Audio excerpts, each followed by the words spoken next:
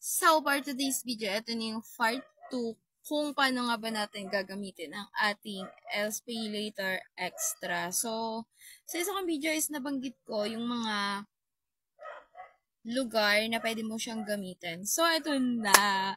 Ngayon ko lang nabuksan ulit. Kasi, nung minsan, walang Lagunang nakalagay. Di ba taga-Pami Laguna ako? So, naisip ko, luluwas pa ako ng Antipolo para dun bumili or umutang nung cellphone. Kasi nga, yun lang yung partner ng Orange Basket natin. Orange app.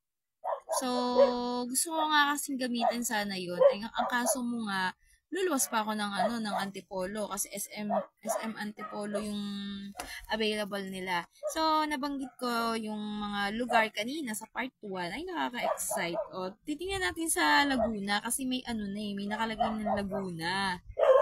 Tingnan natin, o, yan. Ayan, o, ito.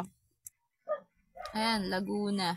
Medyo malabo lang, pero ito yung mga partner nila. O, diba, bago nakalagay yun. Ayan, o, mga me. Malabo lang kasi.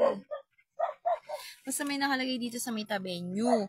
So, ito yung mga partner sa Laguna. Ang pwedeng puntahan mo is Switch Nobali, Soledad 3, JRMX Save More, Market Kabuyao, JRMX Walter Mart, Makiling, and then JRMX Walter Mart Santa Rosa, and then Memo Express Paseo de Santa Rosa. So, Santa Rosa at saka sa Kabuyao.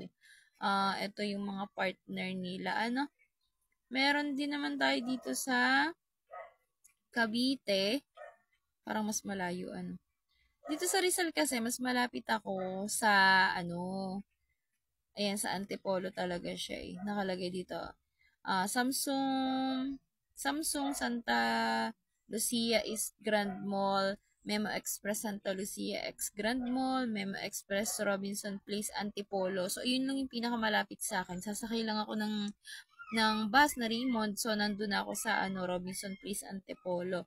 Meron din sa Angono, Masinag, at saka sa Santa Lucia East Grand Mall. And then, meron silang bago. Switch Robinson Place Antipolo. So, saan kaya to? And then, meron din sa JRMX Save More, Market Binangonan. Oh my God, baka makaluwas tayo dyan. Charot! So, paano nga ba? Ayun yung mga lugar na pwede nyo puntahan kung saan malapit yung inyo. Ito yung mga partner store nila na pwede mong gamitin tong SPay Later Extra mo, babayaran ni cellphone. Siyempre, utangin mo to sa, sa Orange Basket natin, di ba? Ayan lang na nakalagay, dito. Nakalagay, select phone at offline merchant. So, pupunta ka nga doon. Siyempre, kailangan may load ka pag pumunta ka doon, ha? Baka naman di na ma-scan tong iyong Shopee Pay Extra. Paano ka magbabayad? And then, scan mo lang yung QR code ng tindahan. So, kapag nandun ka na sa store na yon, pipili ka ng cellphone na bibilin mo, and then, i-scan mo lang yung QR code nila. Tapos, ayun na, mababayaran mo na yung cellphone na gusto mo. O, diba? Ganun lang kadali gamitin ang SPay Later Extra.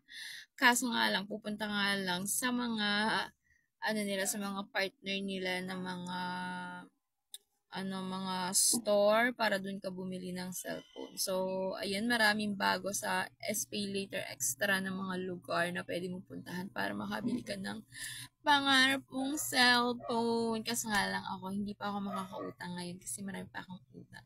So, ayun lang, sana nakatulong ako at ako nga pala si Ate Jen, ang inyong Ate Jen na Pilangarang Vlogger. Thank you for watching. Oops! Baka naman, may mga hinahanap kayo ng mga items na pwede nyong bilhin sa aking orange basket or sa aking yellow basket. So, tingin lang kayo ng inyong mga pwedeng orderin. At mahalagang paalala, paulit-ulit, huwag maniwala sa mga scammer dahil baka kayo ay ma-scam. So, ayun lang. Thank you for watching at salamat. See you on my next vlog tungkol sa ating mga utangan.